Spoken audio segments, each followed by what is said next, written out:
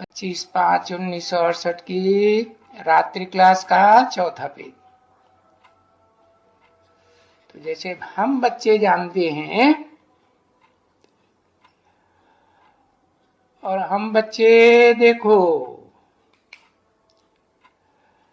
अब विलायत में भी, आखिरीन कलयुग के अंत में विलायत में भी जाते तो है ना, समझाते हैं जाकर। और यहां भारत में भी बैठ करके देखो गीता का ज्ञान कितना घूम घूम के सुनाते हैं।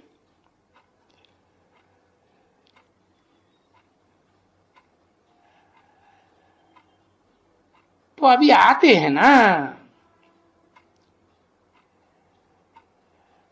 तो उन्होंने भी तुमको ही फॉलो किया है। जैसे ये चिन्मयानंद है, या जो भी फलानानंद है, अभी है ना, अभी वो तो अभी भी बैठ करके रचता रचना की नॉलेज सुनाते तो हैं, क्योंकि वो भी गीता हाथ में उठाई लेते हैं। और अभी है तो गीता ज्ञान का गीत बरोबर, परंतु ये तो कोई भी नहीं जानते कि सत्य तो एक ही है, एक सच्चा, बाकी सब झूठे। तो वो झूठे कोई भी नहीं जानते हैं कि सत्य ज्ञान तो एक से आता है।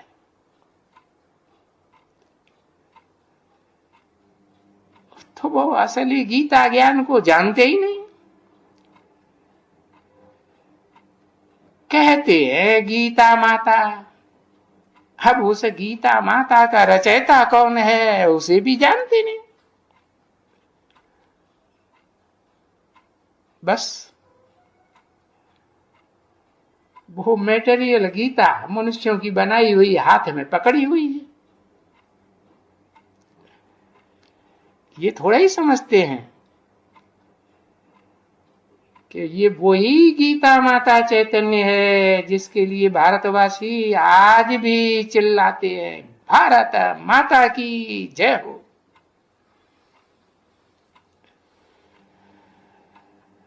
अब देखो इस भारत में तो बहुत ही गीता पढ़ने वाले और बहुत से सुनने वाले भी बैठे होंगे, और उसमें भी नंबर 1 तो ये ब्रह्मा खुद है। समझा ना, जिसको कहते हैं दादा लेखराज। तो ये गीता बहुत पढ़ते थे, है ना।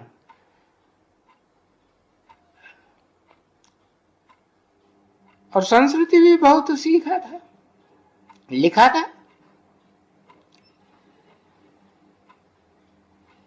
तो ये इनको पाठ करते थे।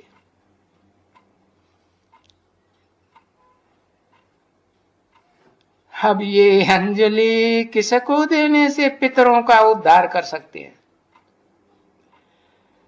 उसका पता ही नहीं कि पितर है कौन। जिन पितरों की ऐसे पूजा करते हैं जैसे देवताएं मंदिर में पूजनीय माने जाते हैं, उन पितरों के द्वारा सबका उद्धार हो जाता है। देवताएं हों, दैत्य हों, असुर हों, जो भी हो। तो देखो ऐसे ही पितरों की पूजा करते रहते थे।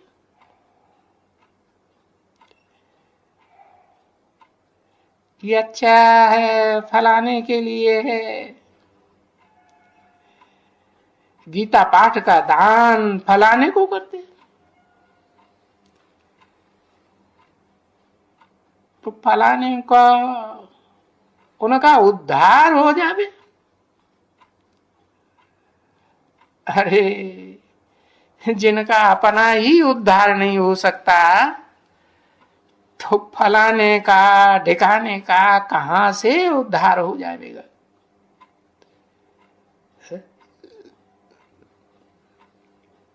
खुद ही 8 फेल हो करके मर पड़ते, अपना ही उद्धार नहीं कर सकते तो उनमें दूसरों का उद्धार कैसे होगा। तो यह भी तुम बच्चों को समझ पड़ती है।